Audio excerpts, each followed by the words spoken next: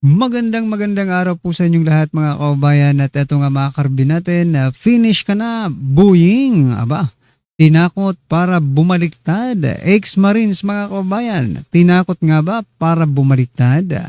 Ayan mga kababayan, patungkol po riyan ang ating alamin sa video ito. Pero bago po natin simulan yan, palike naman po ng video ito, malaking tulong po yan, maraming salamat po at eto na nga mga kababayan, simulan na po natin to. Attorney, pasok pa. Na mga testigo, nagpa-press ko na itong si Boying Remulla at inaakusahan na si Martin Romualdez daw ang may pakana nito sapagkat siya ang makikinabang sa pagbaliktad. Totoo ba yun? Well, totoo makikinabang si Martin Romualdez pero hindi lang siya makikinabang. Tandaan po. Eto mga kababayan, at saglit lang attorney, no? Kasi bigla ko lang naisip, mga kababayan, ito ba ay pagtugon ni Boying Remulla, no? Doon sa sinasabi ng presidente na malapit na ang kasuhan si former speaker, di ba? Si ex-speaker. Ito na po ba yun mga kababayan? Ito na po ba yung kanilang plano, ha? Para talagang matuluyan si Romualdez or isa ito sa drama lang nila? Okay? Ninyo, kasama doon sa mga binabanggit ng 18 marino, kasama itong 4 na ito, ay ang pagdi-deliver ng pera hindi lang kay Martin Romualdez. Correct. Pati na rin kay Bongbong Marcos. So kung may makikinabang dito, hindi lang po si Martin Romualdez, si Bongbong Marcos din. Correct. At ang iba pang mga kongresista at mga periodista, mga nasa media na sinabi dito, ng mga public officials, na naging kasangkot dito sa delivery ng mali-malitang mga pera. Kapag babinawi nila yung kanilang salaysay, ang ibig sabihin ba nito ay wala na yung mga picture na ebidensya? Wala na yung mga video? Hindi na ba totoo yun? Sino bang gumawa nun? Di ba't sila nag-identify nun? So dahil lang sa kanilang isang deklarasyon na hindi ito totoo, ibig ba nilang sabihin ay dapat yung mga mamamayan na una nilang pinakitaan ng mga larawan at mga video na yan ay hindi na rin dapat maniwala doon sa mga larawan at mga video na ito. Well, kahapon habang nilulunod sa baha ang buong Pilipinas, ay nasaksihan na naman natin ang isang storya ng pagtataksil na napapaloob sa storya ng 18 dating marino na tumistigo laban kay Zaldico, Romualdez, BBM at iba pang mga sangkot sa flood control fiasco. Ito po muli si Attorney Mike Operario. Pag-usapan natin yan. Ano ang naging consequence nitong mga pagbaliktad na ito ng 4 na dating marino na dati ay nagsasabi na totoo ang kanilang kwento tungkol sa pagdi-deliver nila ng mga pera. At ngayon na sinasabi lang nila sa pamamagitan ng isang affidavit, hindi na daw totoo yung kanilang sinasabi. Dapat ba nating paniwalaan yung kanilang sinasabi na pagbawi nila ng kanilang salaysay? So yan mga kababayan, dapat ba nating paniwalaan sila? Dahil nag-recant na sila, bumaliktad na sila. So kapanipaniwala na ba sila ngayon or mas lalong hindi sila kapanipaniwala mga kababayan? Kung pagbabasihan natin yung kanilang press conference kung saan nakatakip na yung kanilang mga mukha ay isa sa kanila nagsabi doon ng malinaw na ito ay ginagawa nila dahil gusto nila ng payapang buhay, gusto na nila, natatakot sila para sa kanilang pamilya, sa kanilang seguridad, at sunod-sunod na yung mga kaso nila. So, ibig sabihin nito, sila ay na-pressure lang dito. At nung sunod-sunod na po yung kaso nila. Ang tanong dyan mga karibin natin, sino po ba nagkakaso sa kanila? Diba? Sino po bang nagkakaso sa kanila mga kababayan? Diba itong si Trililing mga karibin natin? Matapos mo nilang umatras mga kababayan, matapos nilang bumaliktad, inatras agad ni Trillanes yung mga kaso nila. So ibig sabihin mga kababayan, ang banta ay si Trillanes, di ba? Ang nagbabanta sa kanila ay posible konektado kay Trillanes. Di ba? Kasi si Trillanes po ang nagkakaso sa kanila eh. Ngayon kung sinasabi nila, gusto naming manahimik na. Marami na kaming kaso. Di ba? Diyan pa lang sa mga statement na yan, kailangan analisahin natin yan ha. Di ba? Sino ang nagkakaso? Si Trillanes. Yeah. Sino po bang magbe-benefit pag pumanig? Sino bang mga Trillanes, mga koneksyon, di ba? Kanino ba panig si Trillanes? makikita na po natin ang katotohanan dyan, mga kababayan. Biyernes din na yun. Isang Biruin nyo si Trillanes at si Ombudsman Boying Rimulya, saglit lang po, attorney, no? Si Trillanes at si Ombudsman Boying Rimulya ay nag-meeting, patungkol po sa mga ICC, di ba? Nag-meeting po sila. So, meaning, pag si Trillanes, si Rimulya ngayon, ay nagsabuatan, yari na. Wala na, hindi nalalabas ang katotohanan dito. drama muli ang ating nasaksihan na kung saan yung 14 na natira na naging tapat sa kanilang unang sinumpaang salaysay ay sinampahan ng kaso at ikinulong sa Las Piñas. Habang yung 4 na bumaliktad na ay hindi na na-issuehan ng warrant of arrest. At pagkatapos nun, ay lumabas itong mga aligasyon at balita na ang 4 na ito na bumaliktad ay napangakuan o baka nabigyan na ng may mga 20 milyong piso na kapalit sa kanilang pagbaliktad.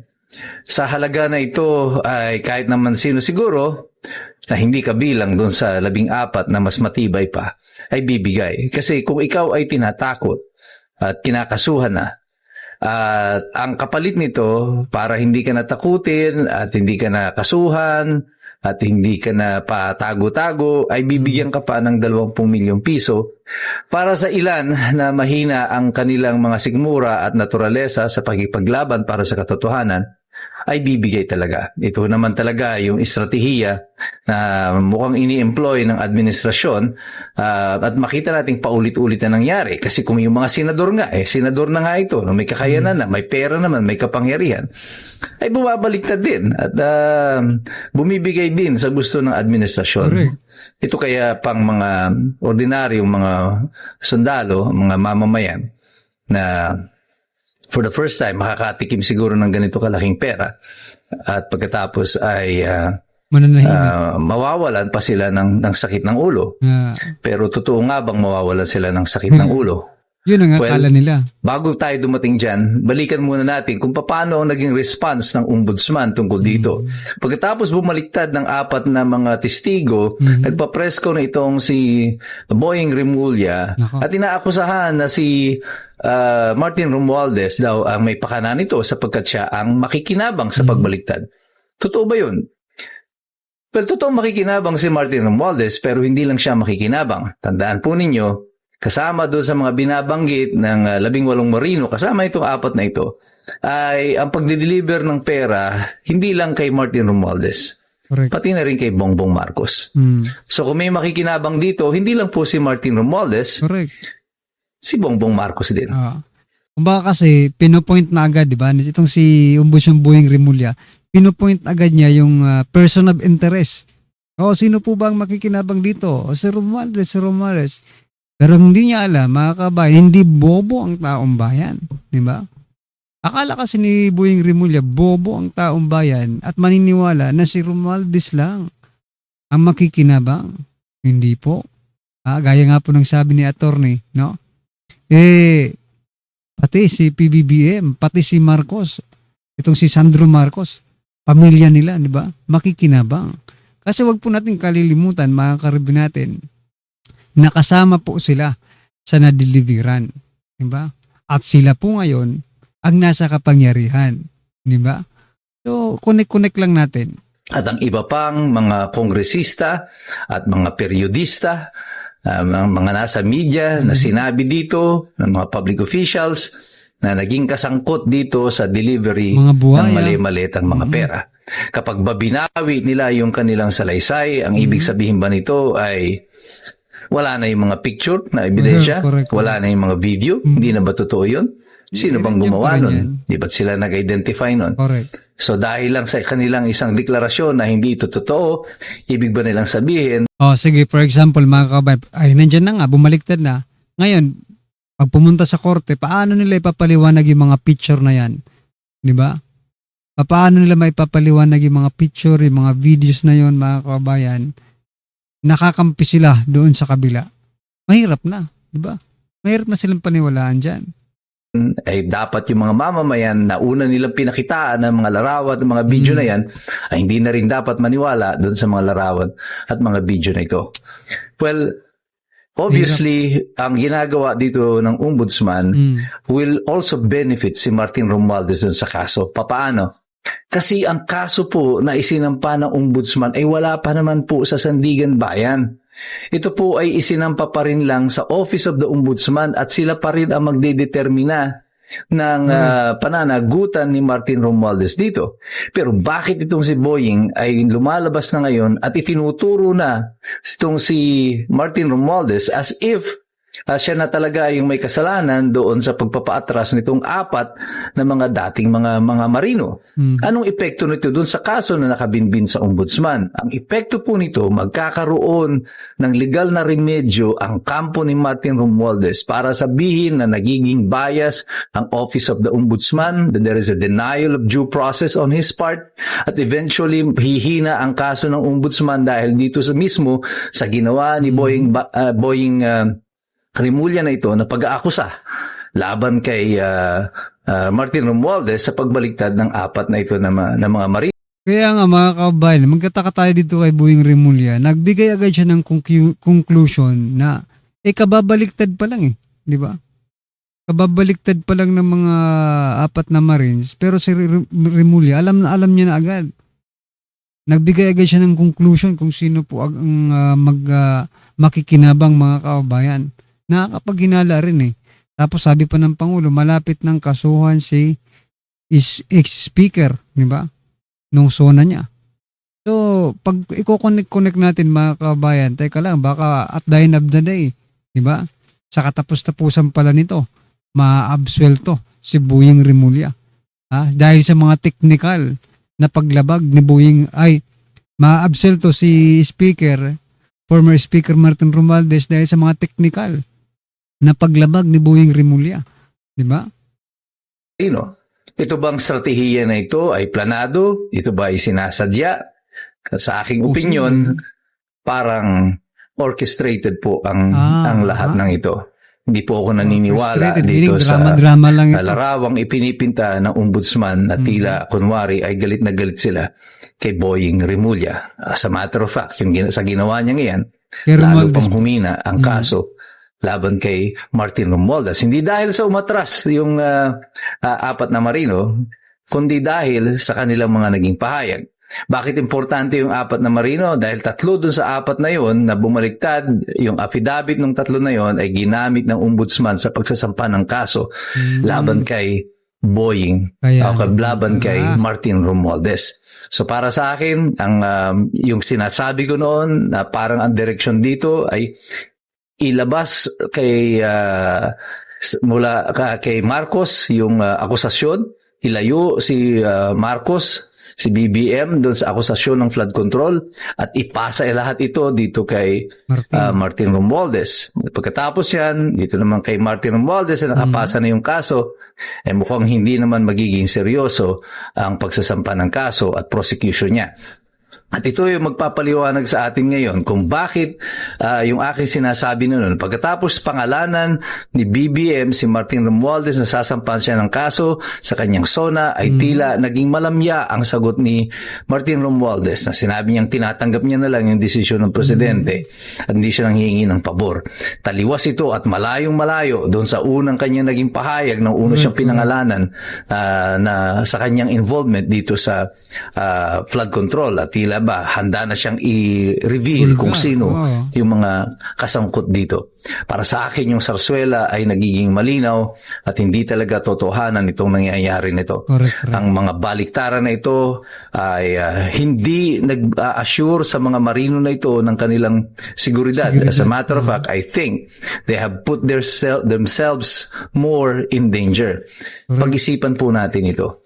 Ngayon na sila ay bumaliktad na sa kanilang testimonya. Ang huling testimonyang meron sila on record ay walang kasalanan si Martin Romualdez, si Bongbong Marcos at ang iba pang mga congressman at mga sangkot dito sa flood control na to na wala ayon sa kanila ay walang dililibiran ng pera.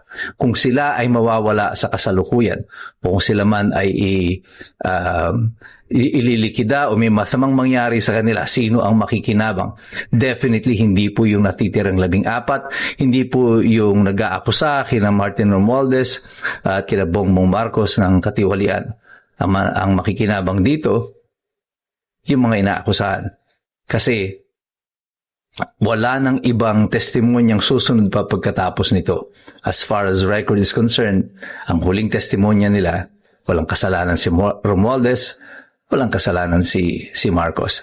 At maaari din na kung may mangyari man dito sa apat na ito, ay ilihis na muli ang investigasyon at ang ituro ay yung kanilang mga dating kasamahan o di kaya magturo na ito'y pakanalan naman ng kampo ng mga Duterte.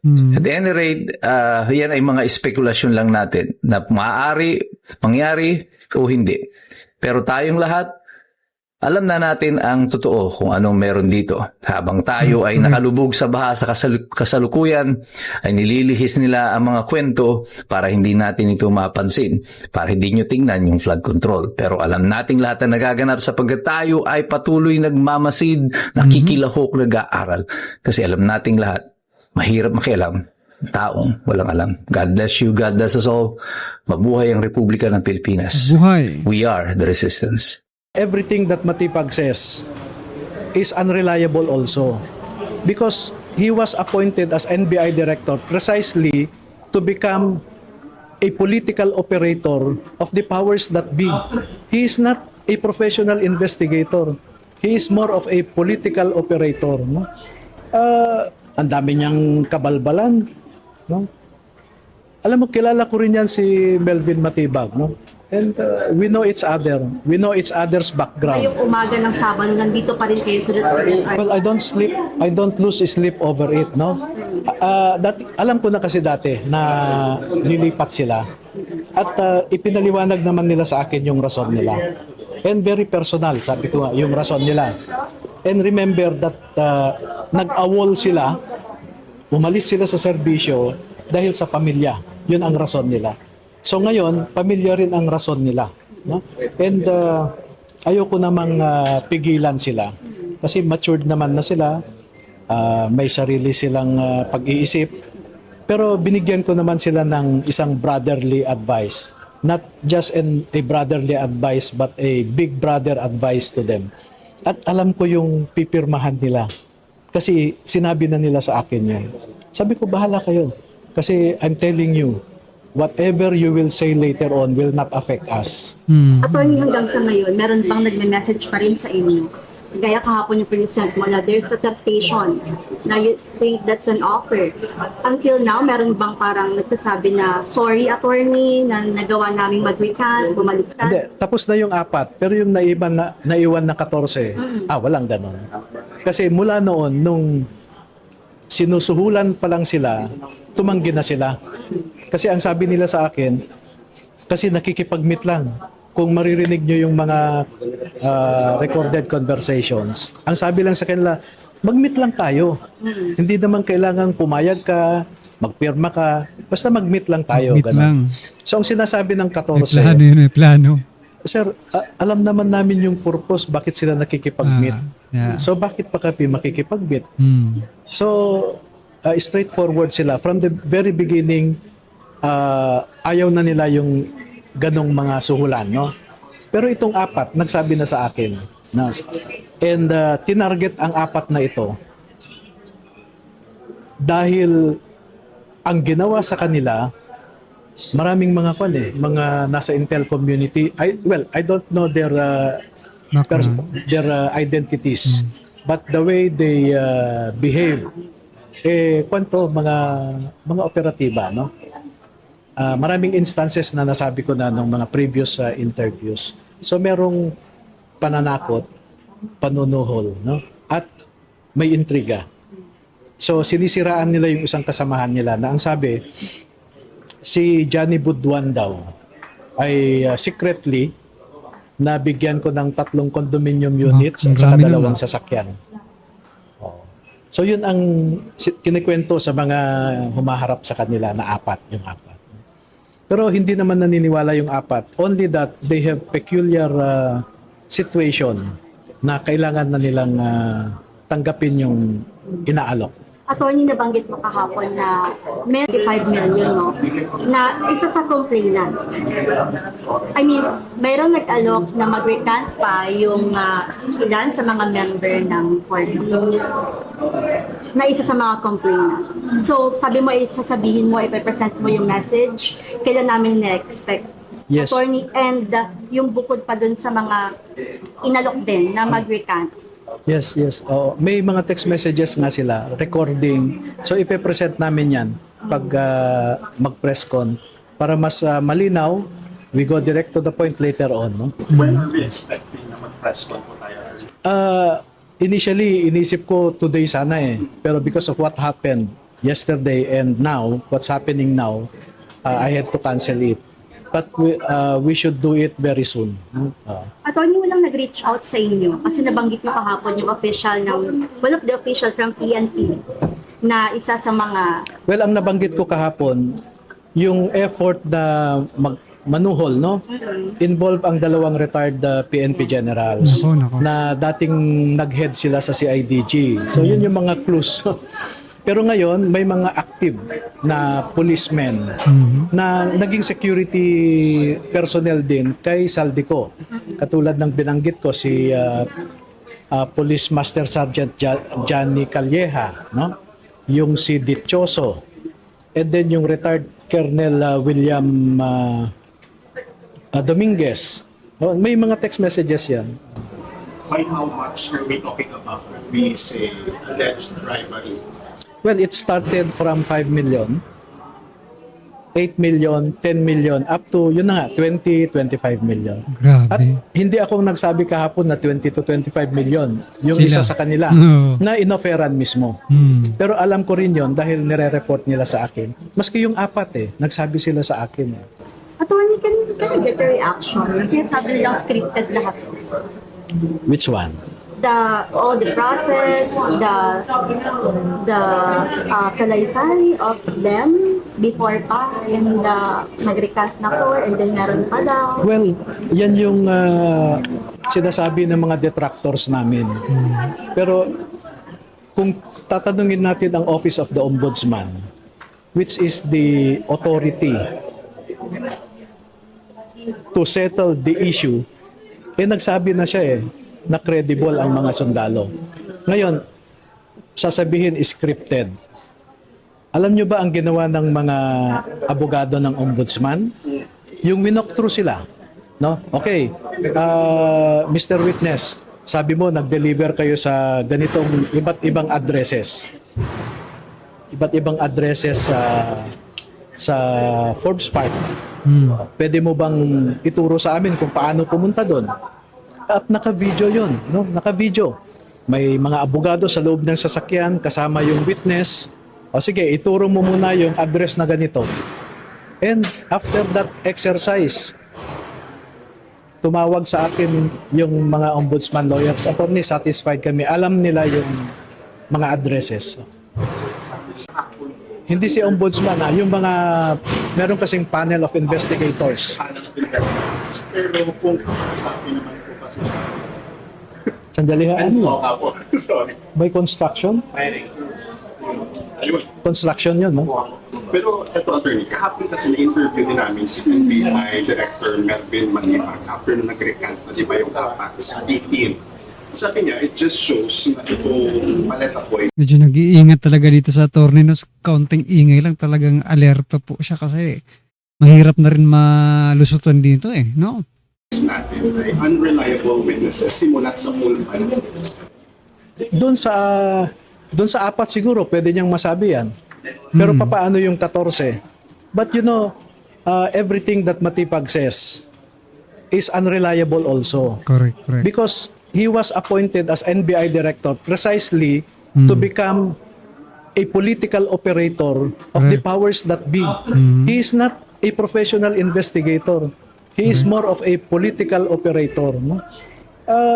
Ang dami niyang kabalbalan. No? Alam mo, kilala ko rin yan si Melvin Matibag. No? And we know each other. We know each other's background. So parang back to you. records, hindi din siya unreliable din siya sabi mo. Pero kahapon Ito, mention ni Director. bago ko sagutin, no? Interrupt lang kita kasi merong isang insidente. Maalala nyo yung nag-complain na kinakasama ng anak ni Taberdo? No? So, merong yung anak ni Taberdo na babae, nakipaghiwalay doon sa boyfriend niya. And then yung boyfriend niya pumunta sa NBI. At allegedly, sabi niya, sinabihan daw siya ni Taberdo na binigyan siya ng 5 million. And nilabas yun noong nag-conduct ng Blue Ribbon Committee hearing ang Marcoleta Blue Ribbon. No? Nilabas nila yon na binayaran daw ng 5 million ang mga sundalo. Doon mismo, bakit NBI ang nag-o-offer kay Taberdo ng pera para bumaliktad? Correct. No? So parte si Matibag sa political operation na ito. Sir, quickly lang. I just want to hear your thoughts na kasi kahapon sabi din ni Matibag, di ba may nag-recant na apat. Pero sabi niya, kailangan pa rin nilang investigahan ito kasi kumbaga yung identity ba talaga, kung sila ba talaga ito sa apat na Malacapos. So, confirm sir, kung apat na nag-recant, miyembro talaga. Yes, I confirm it. And he doesn't need to spend public resources to establish their identity. Correct. Anong pakialam ng NBI doon? Sige nga. Ang NBI investigates a crime, no? Anong crime ang ginawa? Yeah. Hindi nila nilabas ang identity nila? Kasi kahapon i-explain na parang nakamask kasi so baka iba na naman ito parang pagkagalaw. Wala namang crime kung nakamask ka Diba? OA lang si Matibag. Okay lang. Attorney, nabanggit mo kahapon may mga other witnesses na nagtrabaho kay Zaldico. Kailan namin ito ine-expect? Kailan haharap sa publiko? At ano yung mga pwede pa nilang isiwalat? May mga nasa likod, malalaking officials, may mga big fish pa ba dito, attorney?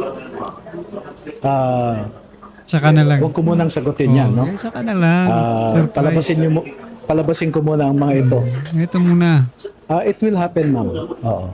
And I'm telling you, mas mabigat ang sasabihin ng mga ito kesa sa nasabi na. Ayan ha. Pero ibang Yan mga kabayan, nabawasan man ng 4, may 12 namang dadagdag. Di ba? Palaging ano yan, palaging advantage tayo mga kabayan. witnesses ang mga ito. Sir, last two questions kami. Update lang, kasi na-late kami. Update ako ulit sa situation natin ngayon. What's going on so far dito po sa Las Piñas RTC? Where are we now? Yes, what's delaying us is the transmission of the payment from online accounts to the account of the court. Medyo nade-delay yung electronic process, no? Pero almost done. Kung saan na po ngayon, again, lang update lang yung Maleta Boys for the record. Nasa detention facility sila ng Las Piñas Police Office. How do you feel about this? Attorney, kasi kahapon pa natin, ito din ang akad na sana, at least makalabas na sila, makapag-bail.